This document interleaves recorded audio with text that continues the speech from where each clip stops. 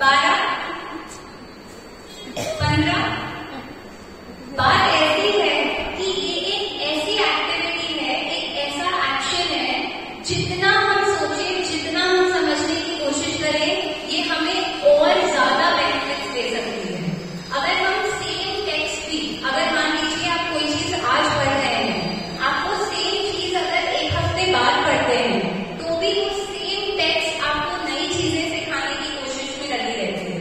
So the whole point is benefits of reading are essentially countless.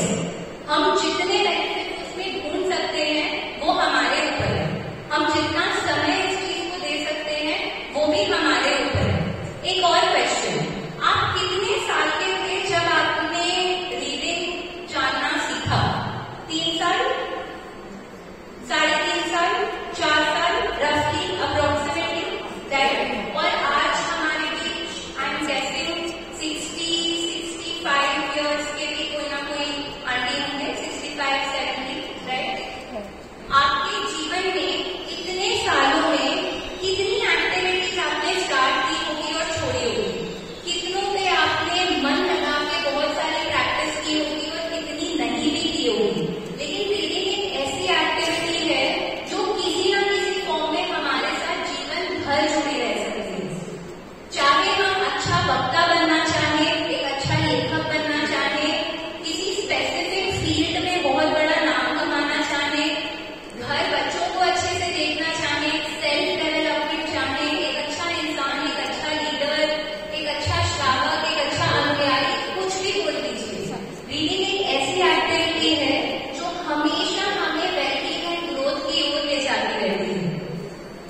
निर्बलता और बेबसता की जंजीरों को तोड़ने की शक्ति देती है। आत्मनिर्भरता और सशक्तिकरण की ओर हमारे कदम बढ़ाती है। लेकिन एक चीज का हमें हमेशा ध्यान रखना है, चाहे हम कितने भी विद्वान क्यों ना हो, चाहे हमने कितने भी ग्रंथ, कितने भी शास्त्र पढ़े हो और क्यों ना पढ़े हो, हमें कभी भी सुपीरियरिटी कॉम्प्लेक्स और अहम एक्सपीरियंस नहीं करना है। क्योंकि जिस दिन हम हमारे रीडिंग कॉन्फिडेंस और रीडिंग पावर को एज अ सुपीरियरिटी कॉम्प्लेक्स या अहंकार की नजर से देखते हैं, या ये समझना चालू कर देते हैं कि मैंने तो 100 किताबें पढ़ी हैं, मुझे सब आ जाता है, at that very moment reading के बेनिफिट्स कम होने लग जाते हैं। The whole idea of reading is, हम समझे कि हम लाइफ लॉन्ग सीखते हैं किताबों से, एक दूसरे से, और एक दूसरे को सिखाते भी हैं।